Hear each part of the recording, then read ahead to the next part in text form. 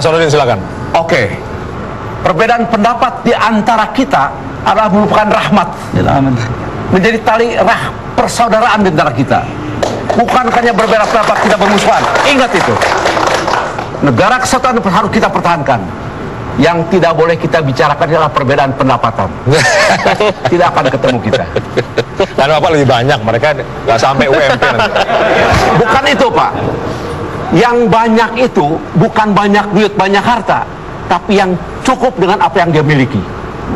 Ingat itu. Gitu ya. Ingat, Pak. Nah kalau tempe nggak bisa beli nanti repot.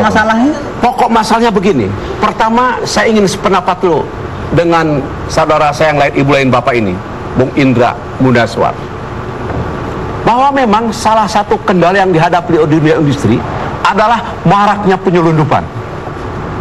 Sekalipun para pekerja kita produktif, pabrik kita produktif, begitu keluar pabrik harga jeblok. Kita tidak bisa menyalahkan konsumen. Mereka akan cari barang yang sama atau yang lebih bagus dengan harga yang lebih murah. Karena itu memang kita dunia usaha sudah terlalu sering berteriak minta proteksi kepada pemerintah agar dicegah penyelundupan itu. Itu yang saya setuju. Yang lain tidak setuju. Nanti dulu saya belum selesai. Dan puji syukur kepada Tuhan dengan adanya SKB 4 Menteri ini. Nah, PB Pak, PB bukan SKB. Saya sengaja, masih sadar nggak? Iya. Artinya ini nuansanya kita meskipun berbeda bisa bersatu. Buktinya sekarang istilah lanjut Pak, lanjut. Kelamaan nanti. Peraturan bersama sudah diedap oleh kawan saya. Silakan. Itu kan datang dari pihak kami sebetulnya. Silakan Pak. Terus enak aja juga. Sekarang sebagai tindak lanjut dari peraturan bersama 4 menteri ini, salah contoh soal kita desak salah satu penandatangan Menteri Perdagangan Maria Elga Pangestu itu telah menutup semua pelabuhan untuk masuk barang-barang tertentu kecuali 5 saja. Sebentar, ini salah satu bentuk konkret bukti nyata. Memang secara indah betul, sudah terlalu lama itu seharusnya sejak dulu dilakukan. Sebentar. Ya Pak. Tapi jangan lama-lama Pak, gantian. Mereka juga berhak ngomong. Silakan. Lanjut. Saya sebetulnya ingin mensummarize lagi, ya. Karena saya tidak ingin terjebak dalam debat yang tidak berketentuan dan sangat mubazir bagi kita. Ya. Dari hasil pembicaraan terdahulu para pembicara, kita ternyata sudah mendapatkan kesepakatan. Yang pertama, pembahasan ini bukan SKB 4 Menteri, tetapi peraturan bersama 4 Menteri. Sudah diambil, sudah disetujui, ketok. Nah, yang kedua, surat keputusan dengan peraturan berbeda, tidak dibantah. Beda itu. Karena apa? Surat keputusan berlaku internal, sedangkan peraturan perundang-undang tertulis yang mengikat secara umum.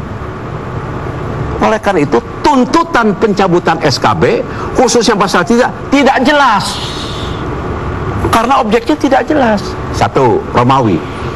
2. Romawi, peraturan bersama, termasuk peraturan perundang-undang tertulis yang dibentuk oleh lembaga negara pejabat yang berwenang. Lihat. Nah, tolong Pak, Bu sebentar Bu ya. 1 menit lagi. 1 menit. 1 menit lagi. Faedah pasal 1.2 Jawa pasal 7 ayat 4 Undang-Undang nomor 10 tahun 2004 tentang pembentukan peraturan perundang-undangan. Ketiga, ini penting ini. Peraturan bersama tidak bertentangan dengan undang-undang. Karena sesuai pasal 88 ayat 4 Jawa pasal ayat 3 Undang-Undang 13 2003. Oke, silakan Ibu. PP 4 Menteri adalah bentuk kekerasan negara terhadap buruh. Kemiskinan buruh semakin jelas adalah kemiskinan struktural yang diakibatkan oleh kebijakan-kebijakan negara. Jadi negara memiskinkan buruh. PP 4 Menteri harus dicabut dengan segera. Iya. Ini kita bicara di negara yang berprinsip kapitalisme state atau welfare state.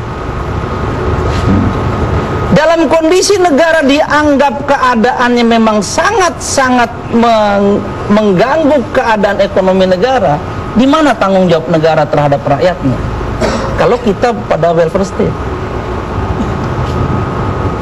pengusaha dengan segala kewajibannya telah membayar pajak.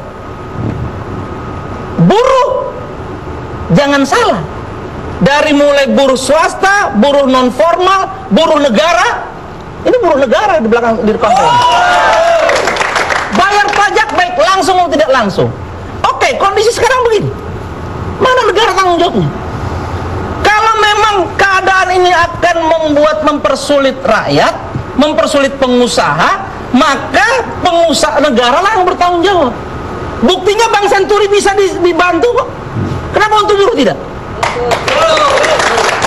Kalau misalnya di wilayah daerah tertentu kebutuhan hidup layak menurut perundang-undangan itu mestinya berdasarkan hasil penelitian dan pengupahan, katakanlah umumnya 1 juta, mereka sepakat 900, negara yang harus menutup 100 ribu.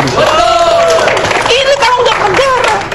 Maka saya katakan tadi, jangan punya pemimpin negara kok dibikin main-main. Nggak bisa. Makanya saya nggak mau bicara tentang keadaan yang lain-lain ini. Saya mau bicara dari sisi konstitusi negara. Silakan, Pak. Baik. Apa yang baik?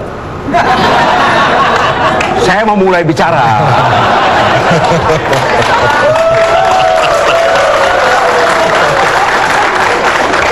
Tadi ada interupsi dari ibu yang saya kenal sebetulnya tuh. Sudah lama kita kawan lama. Saya sependapat itu. Tapi berbeda pendapatan, Pak ya? Bukan. Jangan ada seorang pun di antara kita yang menganiaya rakyat sendiri. Pengusaha juga tidak pada tempatnya. Kalau pengusaha mempekerjakan pekerja, dia sengsara ke pekerja, itu adalah pengusaha yang goblok. Pengusaha harus punya pekerja, buruh yang sehat, walafiat dan waras. Itu ya saya sendiri. Yang kedua, tadi belum didengar. Ya. Kalau kita bicara peraturan bersama ini mengenai menyangkut masalah UMP, ya kan? Coba tolong dilihat pasal 88 ayat 4. Upah minimum berdasarkan KHL, produktivitas dan pertumbuhan ekonomi. Jadi tidak salah kalau peraturan bersama itu mencantumkan pertumbuhan ekonomi. Salah, tidak salah? Silakan. Oh, jelas salah. Oh, lihat Undang-Undang 13 2003 yang Pak Hasanuddin juga ikut merumuskannya sambil pergi naik haji. Karena nggak selesai Pak Hasanuddin membahasnya kan, jadi nggak ngerti dia. Bukan Nggak ada, Pak. Yang ada adalah kebutuhan hidup layak itu diterjemahkan ke dalam Kepmen 17. Sebentar. Nanti dulu. Saya juga belum selesai Saya tadi. belum selesai. Coba kita dengarkan dulu. Silakan. Yang tua duluan. Hah? Yang tua duluan. Ya. Saya keberatan, Pak. Silakan. Ya, saya keentengan. Bukan. Yang harus dibuktikan sekarang ini, apakah omongan saya benar? Tolong dibuka. Ayat 4. Jo pasal 89 ayat 3 Undang-Undang 323. Pasal 88 ayat 4. Upah minimum berdasarkan KHL, produktivitas dan pertumbuhan ekonomi. Sudah cocok buat Apindo. Sudah cocok, bukan buat Apindo saja.